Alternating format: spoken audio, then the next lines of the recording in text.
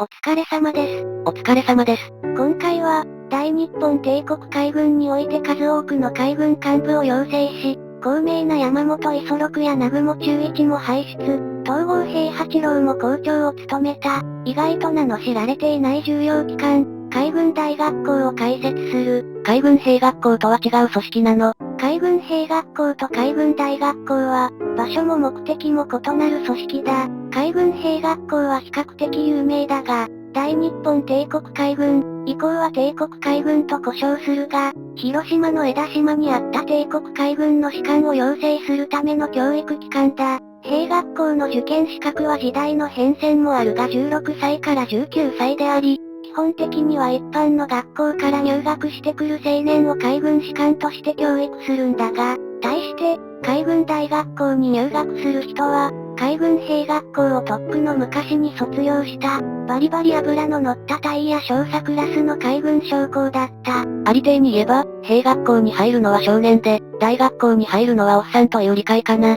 すごくありていに言えばそうなる。すでに海軍兵学校を出てて海軍将校のコースは約束されてるのに、なんでもう一回学校に入るの？海軍大学校に入校して再び勉強に励む理由や、同じ軍部の似たような名前を持つ陸軍大学校との違いなどを解説していくよ。海軍大学校は明治21年、海軍将校に対する高等学術の教授を目的とし、築地に開校、後年は上大崎に移転した。海軍大学校には複数のコースが設置されていたが、その中でも特に、講手学生は帝国海軍の中枢を担うことになる存在だった。講手学生ってどんな人たちなの？講手学生は、海軍兵学校を卒業し、海軍士官として10年程度の軍務をこなした隊員、少佐クラスから選抜される学生だ。講手学生の第一期生には、日本史の教科書にも名前が出てくるが、後年には首相にもなり、没後は元帥に列せられた。加藤友三郎海軍大将が在籍している。顔は見た記憶があるが、何をやった人なの？ワシントン軍縮会議での活躍やシベリア出兵の中止などが有名な実績だ。海軍大学校の卒業生には、陸大の天宝船みたいな誇りあるバッジなんかはあったのかね？あった。陸軍大学校の場合、卒業生には天宝船と俗称される記章が配布され、陸軍の制服に当該記章を確認すれば陸大組であることが一目でわかり、逆に陸軍大学校を卒業していない将校を指して、天宝船がないから無天組とやや警部を込めて俗称したらしい。そういった弊害もあり、陸軍大学校の卒業記章の配布はやがて廃止された。他方、海軍大学校の講手学生の場合、陸軍ほど印象的なエピソードは、アップ主においては不検討であるが、海軍大学校の講手学生に配布された記章は存在したものの、差別意識等の助長が懸念されたのか、こちらもやがて廃止に至っている。陸大と比較して海軍大学校はエリート意識が控えめなのかな？海軍部内での人事では、もちろん優遇の要素はあったようだが、陸軍大学校卒の凄まじい意欲と比較すると、海軍大学校を卒業したからといって大将昇進が保障されるわけではなく、また、海軍大学校を卒業していない人物でも将官に昇進している人物が数多く存在する様子を見ると、何が何でも海軍大学校を卒業せねばならないという風潮ではなかったのではないか。当時の海軍内での事情をご存知のご視聴者さんがいらっしゃいましたら、ぜひコメント欄でご教示ください。海軍大学校を卒業していないけど栄進した人はいるの？海軍大将まで累進した軍人が複数人存在するが、個人的な代表例は、加藤寛治海軍大将だ。加藤寛治は連合艦隊司令長官や軍令部長を務め、軍縮問題にあっては軍縮に反対する艦隊派の巨頭として有名な軍人だ。寄与方変のある人物だが、実戦での指揮能力や行政組織における政治力には一実の長がある。同人は海軍大学校の校長は務めているものの、海大を卒業してはいない。海大に入る試験って難しかったの？砲術や水雷などに関する起案問題、戦略戦術や精神問題に関する論文作成、外国語、そして口頭試問と、難しい試験の関門をくぐり抜ける必要があった。どんな問題が出たの？例えば、兵術に関する問題では、高速軽防御の戦艦と低速重防御の戦艦とを比較すると、日本にとっていずれがいいかという内容の問題が出たそうだ。さすがは海軍の学校だ。また、口頭諮問では、あなたは人格が完成しているのかと質問を投げかけられることもあったらしい。面接でそれ聞かれたら、どう答えるのが正解なのだろうか。時代により変遷があって、国防の本義の定義を質問される場合もあったり、あるいは、海上における比嘉の兵力の配置が記された黒板を前に、指揮官としてどのような行動をとるか諮問されるなど、とにかく試験問題に直面するまでは予想が難しかったようだ。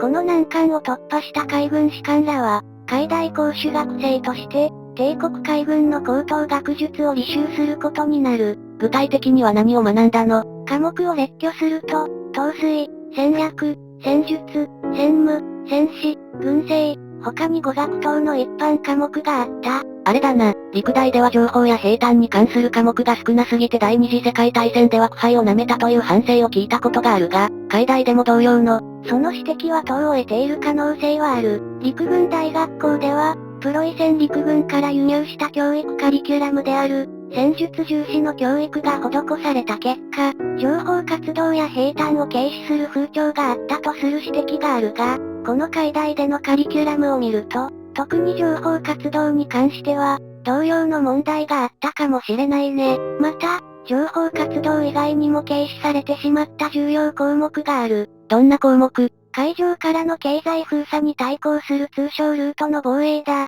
要は日本に資源、食料等を運ぶ通商ルートを破壊線とする敵軍に対し、海軍力をもって対抗し、このルートを守る戦略戦術という、第二次世界大戦を振り返ると日本の死活問題となってしまった重要項目が、海大教育では欠けていた嫌いがある。経済封鎖か。陸軍の兵隊軽視、海軍の通商保護軽視は地味ながら重要な意味合いを持ってるな。ちなみに、海軍大学校では、陸軍の戦術も学ぶ必要があるとの観点から、陸軍将校を教官として招聘し、陸戦の講義も受講させたり、東大から憲法学者を招聘して憲法学を講義させるなど、特殊なカリキュラムもあった。大日本帝国憲法の講義だな。時代を感じるね。航空戦闘に関する講義はなかったの？航空機に関する先見の明を示したのは、自身も海軍大学校の卒業生であり、教官を務めていた時代の山本五十六元帥だ。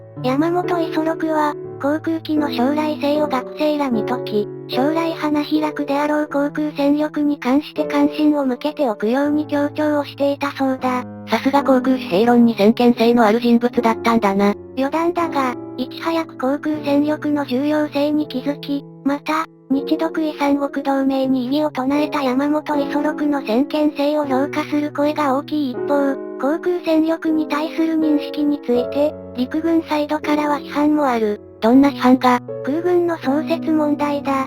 帝国陸軍航空部隊と帝国海軍航空部隊とを統合して大日本帝国空軍を創設する動きに対し、陸軍サイドは乗り気だったが、最終的には陸軍嫌いの山本五十六がそれを阻んだとの説がある。しかし、山本五十六が帝国海軍内で早期に航空戦力の重要性に気づいていたのは確かであり、海大教官時代の言動からもそれは明らかだった。そしたら海大では航空戦力の運用に関する講義が行われたの？残念ながら、伝統の対艦巨砲主義は根強く、艦隊の運用に関する戦術講義や演習を中心とするカリキュラムが続いてしまった。また、山本五十六は、連合艦隊司令長官に就任後も、海軍大学校で日本の将来を占う重要なことをしている。重要なこととは？オランダ領東インドなどの南方を攻略する作戦の図上演習を海軍大学校で実施したんだ。これがなんで重要なの？